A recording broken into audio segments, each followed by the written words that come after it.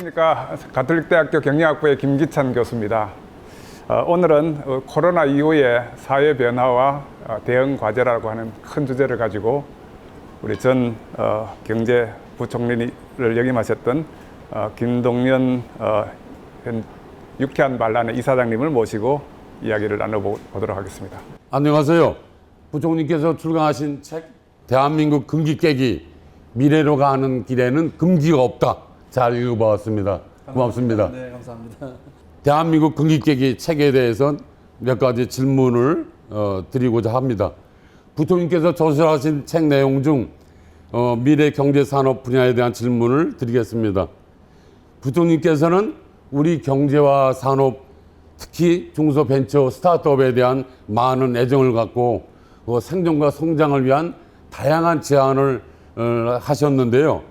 하지만 대한민국 벤처기업의 생존율은 장기적으로는 3% 정도밖에 안 됩니다.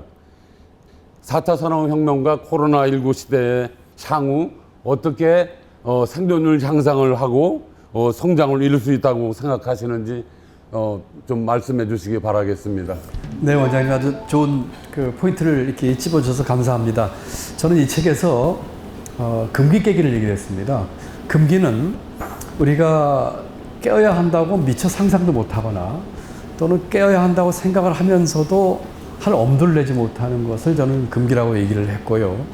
지금 원장님 질문하신 것과 관련해서는 벤처 붐은 일어났다가 꺼지는 것이야 하는 금기를 깨자는 주장을 했습니다. 제가 부총리로 재임 중에서도 가장 역점을 두었던 것이 이 벤처기업 또는 스타트업 기업들을 육성하는 것이었고 아주 많은 스타트업들이 나오는 성과도 있었습니다만 많은 분들이 벤처붐은 일어났다가 꺼지는 것이야 라는 생각을 하고 계시는 것 같아서 그 금기를 깨자, 그리고 그 방법으로 스타트업 구태타를 일으키자 하는 얘기를 했습니다. 여러 가지 그 스타트업들을 많이 나오게 하거나 생존율을 높이는 방법이 있겠습니다만 저는 우선 첫째로는 스타트업을 해서 좀 돈이 되게끔 한다고 생각을 합니다. 이제까지 정부가 주도한 공급시장 위주에서 이제는 민간 주도의 회수시장 구조를 만들어야 되겠다. 그러므로 많은 젊은이들이 그 같은 민간 주도의 회수시장을 중심으로 해서 내가 벤처를 일으켜서 잘 되면은 돈을 벌 수 있어 하는 생각을 하도록 해야 된다고 생각을 합니다. 또 우리 정부 정책이나 우리 사회에서 스타트업들에 대한 지원을 많이 하고 있는데 그거 못지않게 스케일업 지원도 한다고 생각을 하고 있고요. 그 다음에 복수 의결권 제도도 제가 얘기를 했습니다. 이 보통주보다 더 많은 의결권을 줌으로써 벤처 창업자나 그 오너들이 경영권 방어를 하면서 일정한 기간 동안은 사업을 안정적으로 할 수 있게끔 하는 그런 제도적인 장치도 필요하고요. 또 하나 예를 들면은 대기업과의 협업인데요.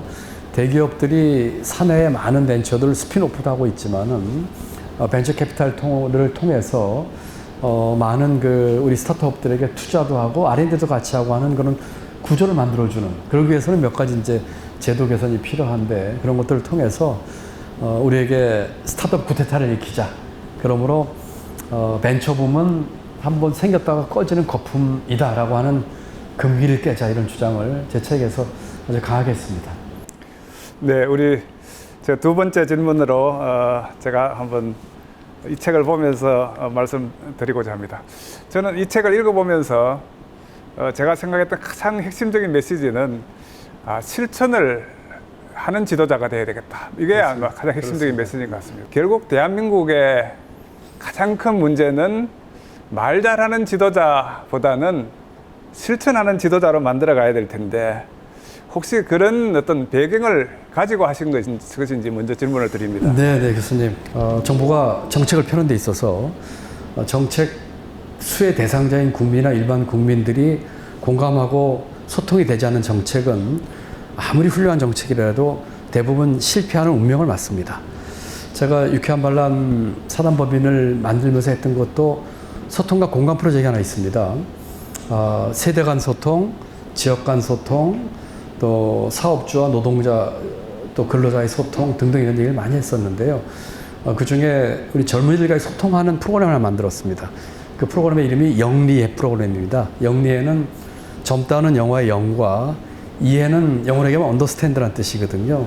젊은 사람을 이해하는 프로그램을 만들어서 저나 우리 또 여기 교수님이나 원장님 같은 우리 사회 뭐 시니어 그룹들이 그날은 학생이 되고 젊은이들을 선생님으로 모셔다가 젊은이들 얘기를 듣는 프로그램을 만들었어요.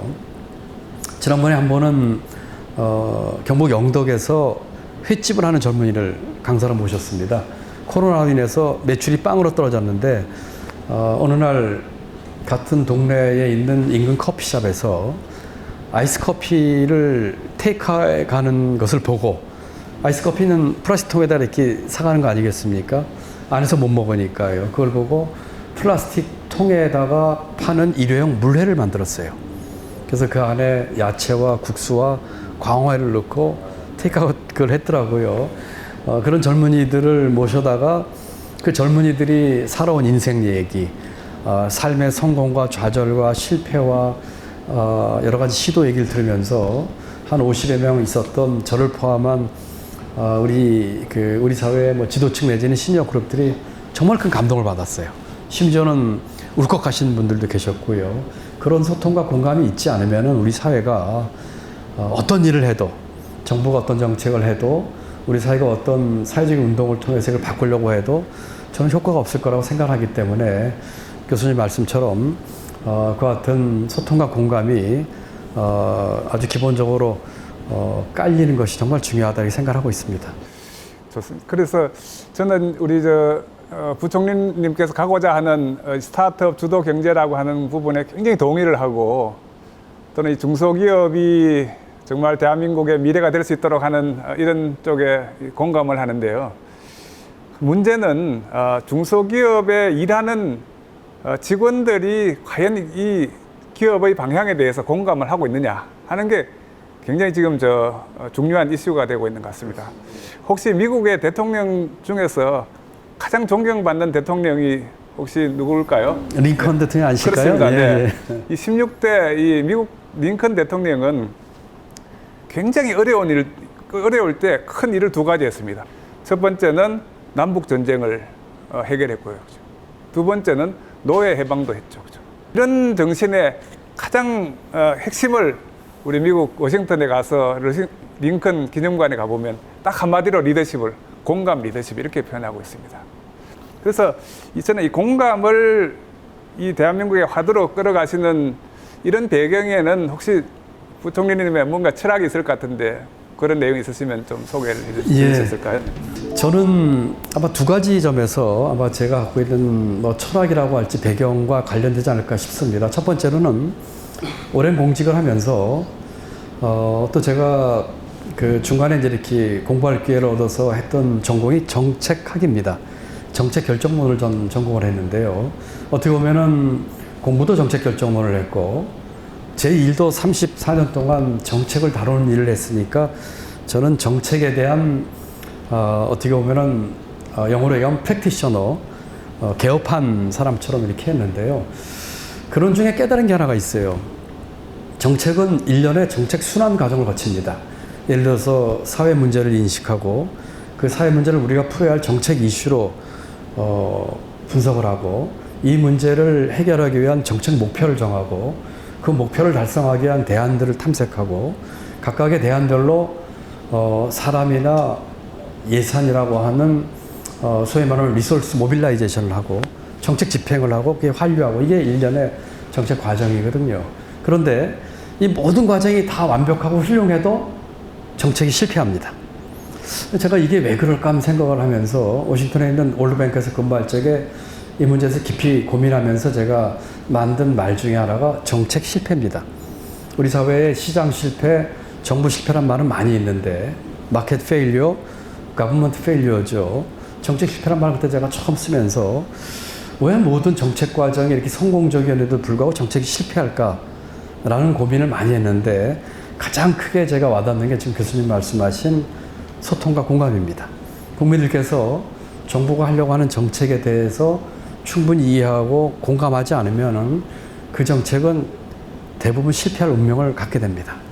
그래서 성공적인 정책을 만드는 데 있어서 좋은 정책을 만드는 거는 반 이해하고 반 이상은 국민과의 소통과 공감이 중요하다는 생각을 하고요. 두 번째는 아마 자랐던 배경과 환경과 좀 관련이 있을 것 같습니다. 저는 굉장히 어려운 환경에 살았고요.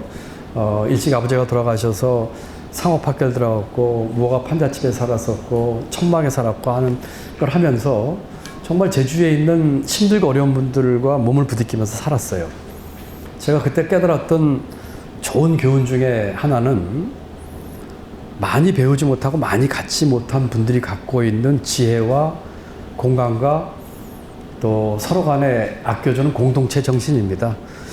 뭐 제가 좀 편견이 있는지 모르겠습니다만 어떠면 많이 가지신 분들, 높은 분들보다 그런 분들이 갖고 있는 따뜻한 가슴에 대한 체험을 제가 초등학교 6학년 때 아버지 돌아가신 이후로 청년기까지 끼니 걱정하고 또 그런 분들과 부딪히며 살면서 하는 걸 봤거든요. 그렇기 때문에 예를 들어서 그런 분들을 위한 정책은 그런 분들의 마음을 헤아리고 경험하고 부딪혀 보는 경험 내지는 간접 경험이 있어야 되겠다는 생각을 하게 된 것 같아요. 그래서 아마 이 두 가지가 그런 생각을 하게 된 원인이 아니었을까 하고 지금 생각을 해봅니다. 네, 감사합니다. 조금 전에 정책 실패를 이야기를 하셨는데 저는 정책 실패도 정말 공무원들은 다 똑똑하잖아요. 그래서 저는 방향은 잘 잡았을 것 같아요.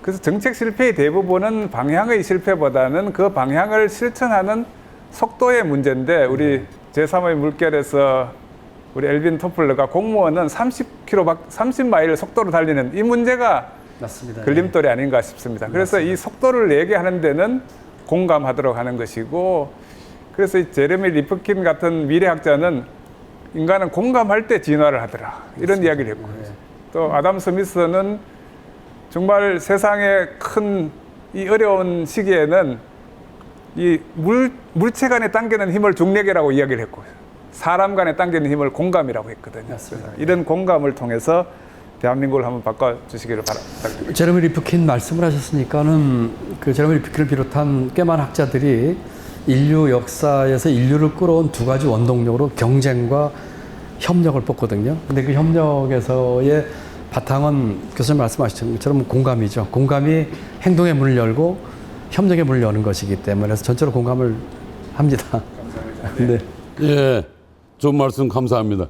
부총님께서는 디지털 경제 책에서 디지털 경제 3대 먹거리를 공략하자라고 주장하시면서 생명과학, 한류문화 콘텐츠, 그린 경제를 제안하셨습니다. 이를 미래 성장 3대 먹거리 산업으로 선택하신 이유와 또 그 성장 가능한 방안에 대해서 말씀을 해 주시기 바랍니다.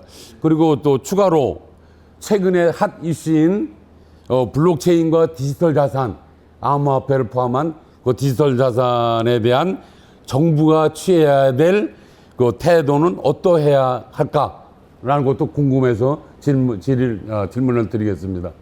네, 원장님 말씀처럼 저는 책에서 추격 경제의 금기를 깨자고 주장하면서 그 중에 하나로 3대 먹거리로 그린 경제와 생명과학, 그다음에 한류와 문화 콘텐츠 이 세 가지를 얘기를 했습니다.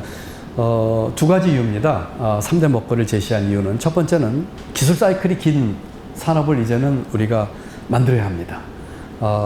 IT와 같은 기술 사이클이 짧은 산업에 우리가 천착해서 경쟁자들이 따라가게끔 하는 것이 아니라 기술 사이클이 긴 산업이죠. 그것이 제가 볼 적에는 생명과학, 그린 경제, 그리고 우리가 강점을 가지고 있는 한류와 문화 콘텐츠라고 생각하는 것이죠. 두 번째 이유는 산업혁명의 역사를 보면은, 그 산업혁명의 역사는 사람의 그 욕구와 자기 표현을 이루고자 하는 욕구입니다. 과거에 여러 가지 산업들이 그런 범주에 속했는데 앞으로의 그 사람의 표현과 욕구를 충족하는 분야가 무엇일까라고 생각을 해보면은 환경 문제, 건강 문제, 문화 문제들이거든요. 이런 것들에 대해서 앞으로는 우리 많은 사람들이 관심을 갖는 분야가 되고 거기에서 표현 욕구와 거기에서 자기 실현 욕구가 나올 것입니다. 그렇기 때문에 저는 환경, 문화, 건강과 관련된 이 바이오와 또 문화와 한류 콘텐츠, 그 다음에 그린 경제 이것을 3대 먹거리로 삼았고요. 두 번째로 주신 그 블록체인과 이 디지털 자산 암호화폐 문제에 대해서는 이 문제에 대해서는 굉장히 그 논란이 많은 부분입니다. 그렇습니다. 현재. 제가 부총리 있을 적에 이 문제에 대해서도 다수의 혼선이 있었는데 제가 냈던 메시지는 일관됐습니다. 어느 날 그 법을 담당하는 장관께서 이 문제에 대해서 상당히 그 그 부정적인 발언을 하셔서 제가 그 궤에 원하는 얘기를 하지 못했기 때문에 얘기를 했습니다만 저는 일관적으로 이 블록체인에 대한 투자와 적극적인 활용 가능성에 대한 얘기를 해왔습니다.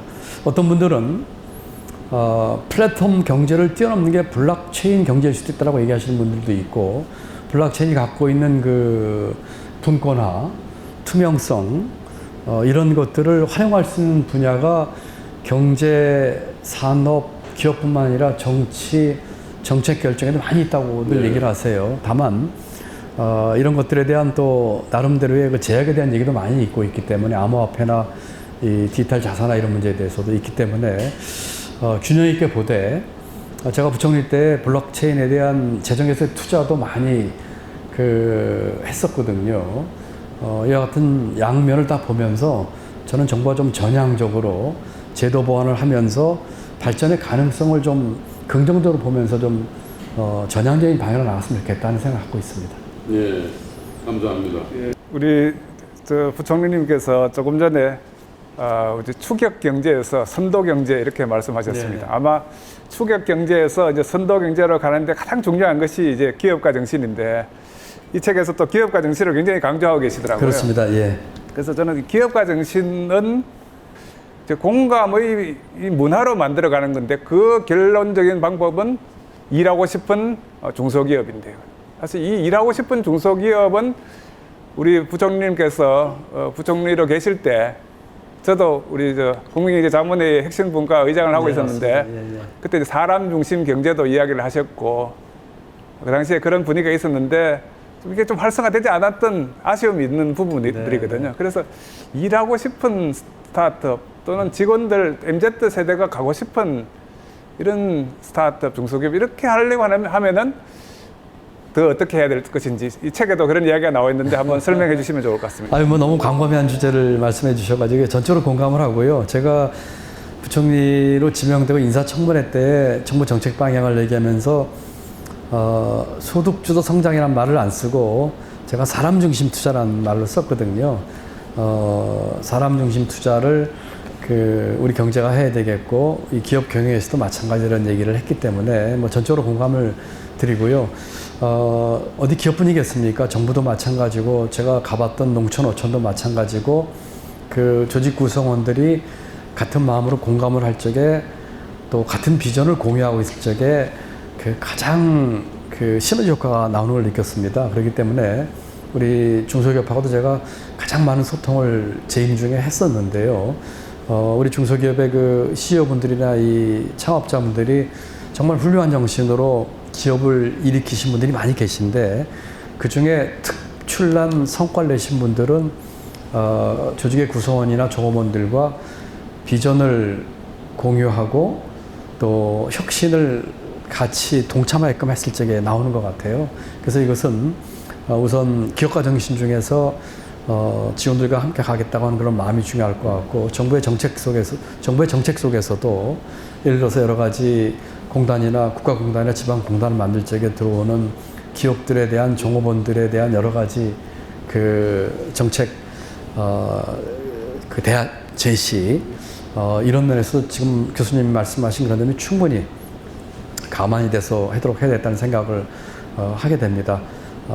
종업원들이 그런 공감을 기업과 기업주와 같이 할 적에 여기서 유니콘 기업도 나오는 것 같고 하는 것 같습니다. 그래서 전적으로 공감하면서 또 우리 이 정부의 정책뿐만 아니라 또는 기업가 정신이나 기업의 내부뿐만 아니라 우리 시장과 사회 전체에서도 그런 분위기를 만들어주는 종합적이고 다각적인 그런 노력이 필요하지 않을까 생각을 합니다. 네, 감사합니다. 네. 그래서 일하고 싶은 청년들이 일하고 싶은 뭐 스타트업 중소기업 하면 요즘 뭐 네카라 구베당토 이런 이야기를 하는데요. 여러 가지 이야기는 있지만 결국은 그런 공감의 문화를 통해서 직원들의 혁신을 끌어가더라고요.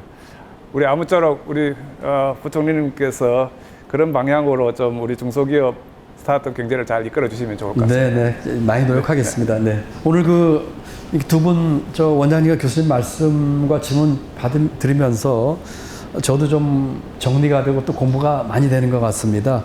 이제 제가 한번 좀 질문을 짧게 드리고 싶은데 두 분은 워낙 이 분야의 전문 분야시니까요. 혹시 지금 토론한 이런 내용과 관련해서 정부나 또 우리 공공 쪽에 좀 제안하고 싶은 게 있으시면 어떤 게 있으신지 저도 좀 공부 좀 하게 말씀해 주시면 감사하겠습니다. 우리 원장님부터 한 말씀 주시겠습니까? 예, 그러면 제가 간단하게 두 가지로 요약을 해서 제안을 하겠습니다. 첫째는 미래 영향 평가 제도의 도입입니다.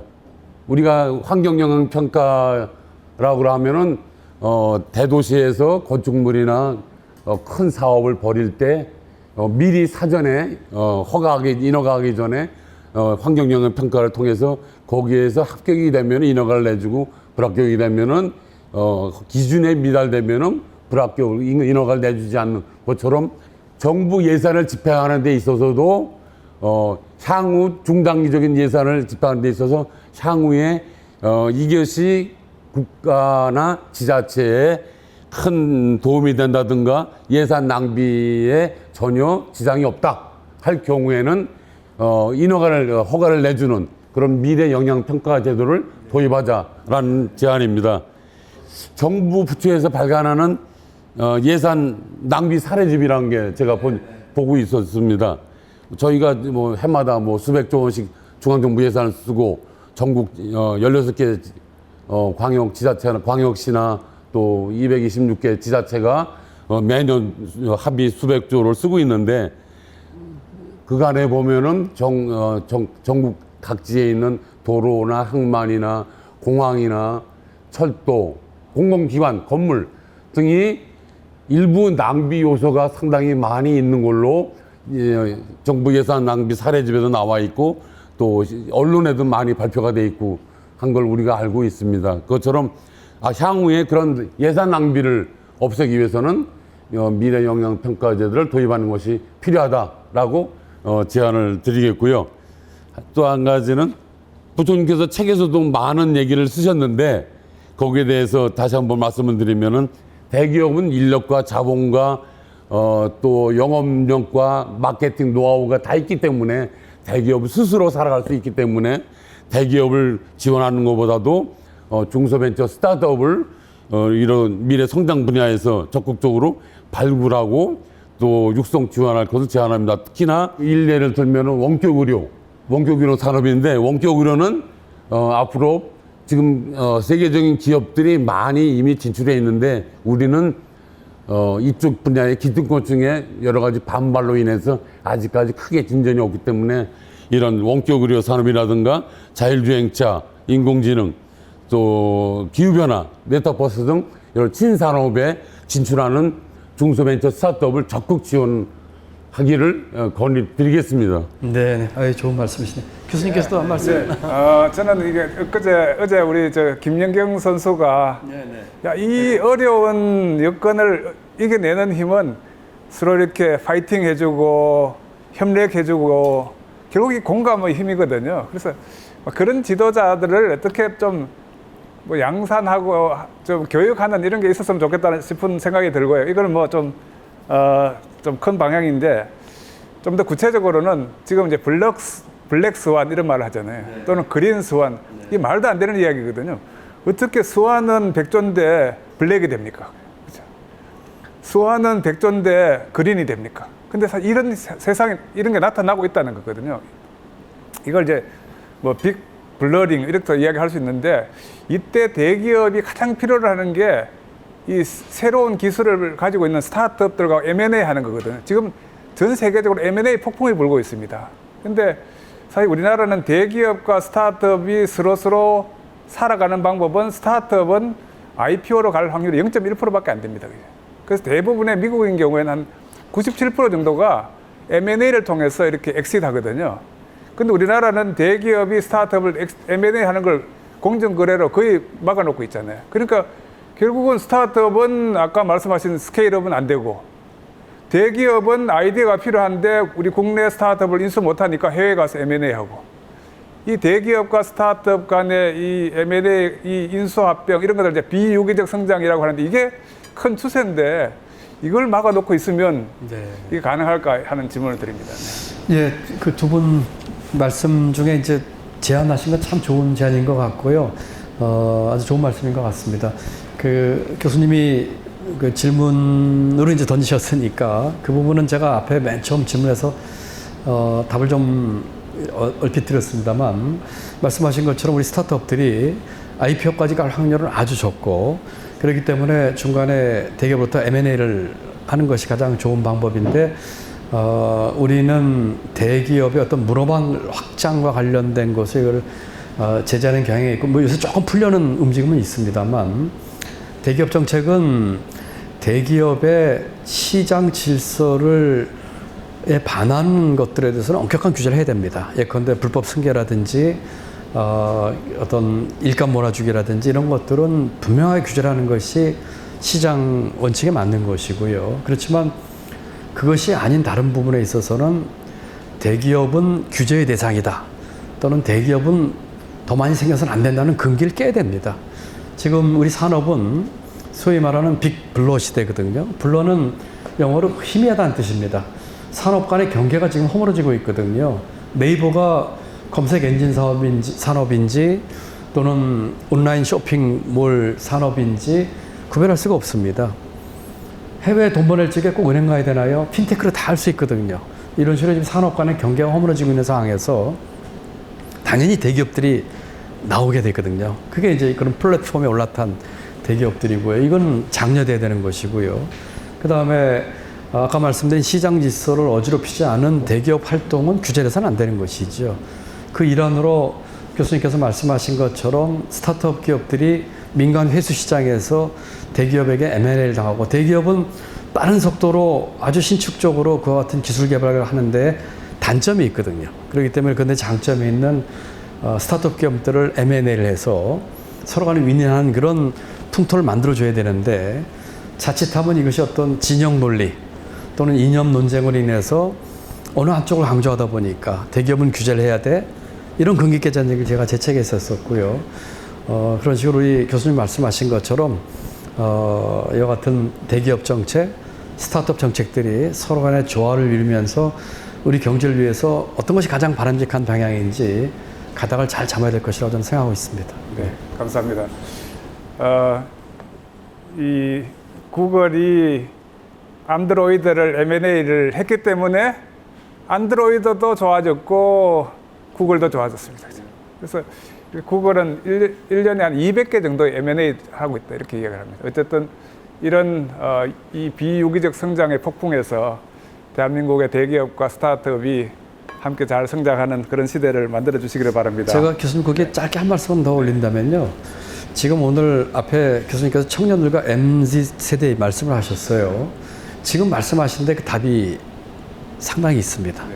대기업들 빅블러 시대 때 많이 생기고 규제 없어서 활동을 함으로써 거기서 일자리 나와야 됩니다. 그리고 스타트업 기업들이 돈 벌게 해줘가지고 M&A 하고 민간 회수 시장에서 그런 식으로 그 사업이 되게끔 함으로써 젊은이들이 그걸 보고 뛰어들게 해야 되거든요. 그 속에 저는 MZ 세대에 새로운 활로가 있기 때문에 굉장히 중요한 말씀하셨다고 생각합니다. 예. 그럼 제가 마지막으로 한 말씀 드리고자 하는 거는 하와이 대학의 미래학자 짐데이터 교수가 계신데, 미래학의 아버지라고 하시는 짐데이터 교수가 우리들한테 이제 충고를 한 게 있습니다. 미래에 대한 고민이 없는 국가의 정책이나 기업의 전략은 전혀 쓸모가 없거나 오히려 해가 될 수도 있다라고 하면서 우리들한테 충고를 해줬습니다. 그만큼 모든 국가의 정책이나 또 글로벌 기업들이 되고자 하는 기업들이나 중소벤처기업도 마찬가지로 미래에 대한 전략이 없으면은 그게 전혀 가지고 있는 전략이 쓸모가 없다라는 말씀을 드리면서 오늘 부총님께 아주 훌륭한 말씀을 책과 더불어서 훌륭한 말씀을 듣게 돼서 너무 영광스럽습니다. 부끄럽습니다. 예, 감사합니다. 네. 감사합니다. 우리 이 책의 마지막을 보면서 정리하려고 합니다. 이 책의 제일 뒷편에 이런 글귀가 있습니다. 분열된 집은 제대로 설 수 없다. 이 글귀는 제가 알고 있기로는 미국 링컨 대통령이 1856년도 58년도 6월 달에 상원 의원에 이제 지명되고 나서 수락 연설에서 나온 맞습니다. 이야기입니다. 예, 맞습니다. 그래서 예. 끝까지 이게 공감에서 시작하셨고 공감을 통해서 실천하시겠다고 하는 그런 의지를 보여셨고 또 이 사진이 상당히 잘 나왔더라고요. 이게 아마 명견만리에서 예, 그렇습니다. 우리 강연할 때 모습이. 강의하시는 모습인데 사실 이 명견만리라고 하는 것은 만권만리라고 하는 중국의 네, 네. 책을 만 권을 읽지 않고 아. 또 만리를 걸어보지 않고서는 인생을 논하지 말라 이렇게 하는 것에서 추론된 것으로 알고 있는데 요즘 우리 부총리님께서는 아마 만리를 지금 돌아다니시고 계시는 것 같습니다.